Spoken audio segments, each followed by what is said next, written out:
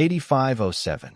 What component might possibly be damaged if liquid refrigerant is introduced into the low side of a vapor cycle cooling system when the pressure is too high or the outside air temperature is too low?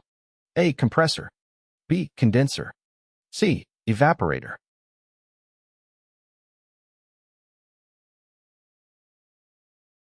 The correct answer is A.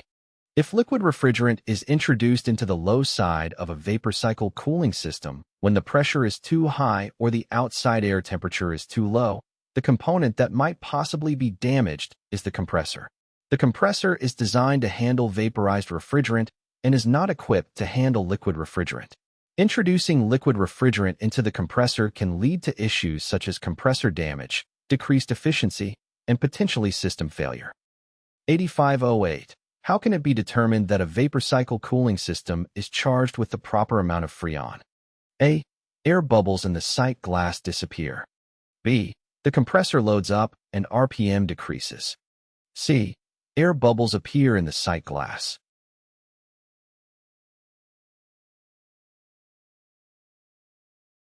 The correct answer is A. When the system is properly charged, the refrigerant flow through the sight glass should be smooth and continuous, without any air bubbles. If air bubbles are present, it indicates that there may be a low refrigerant level or other issues with the system.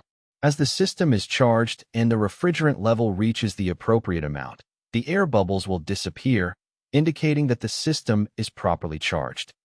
8509.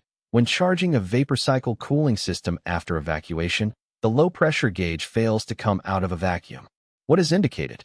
A. Blockage in the system. B. The expansion valve failed to close. C. The compressor is not engaging.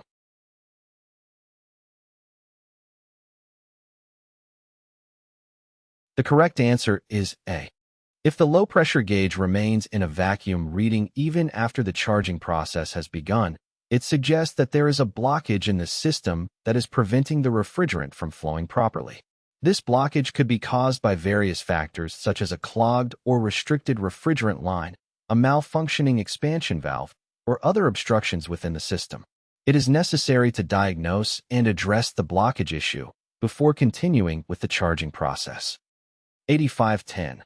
What component in a vapor cycle cooling system would most likely be at fault if a system would not take a Freon charge? A. Expansion valve. B. Condenser. C. Receiver dryer.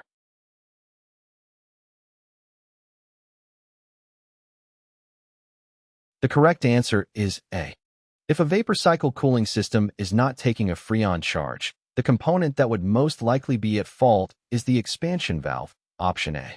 The expansion valve regulates the flow of refrigerant into the evaporator coil.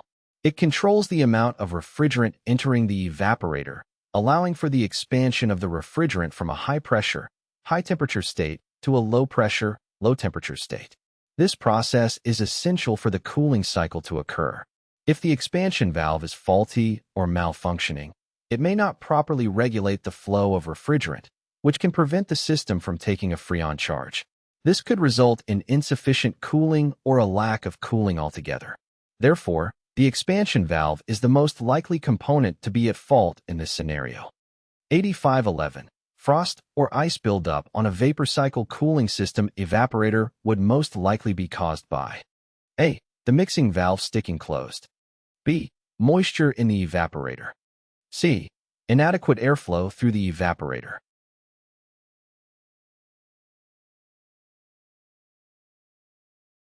The correct answer is C. In a vapor cycle cooling system, the evaporator is responsible for absorbing heat from the cabin air, cooling it down. Adequate airflow is crucial for the efficient operation of the evaporator. If there is a restriction or blockage in the airflow, such as a clogged air filter or a malfunctioning blower motor, the airflow over the evaporator may be reduced. This can result in the evaporator becoming colder than intended, causing moisture in the air to freeze and leading to frost or ice buildup on the evaporator. Ensuring proper airflow through the evaporator is important to prevent frost or ice formation and maintain the system's cooling efficiency.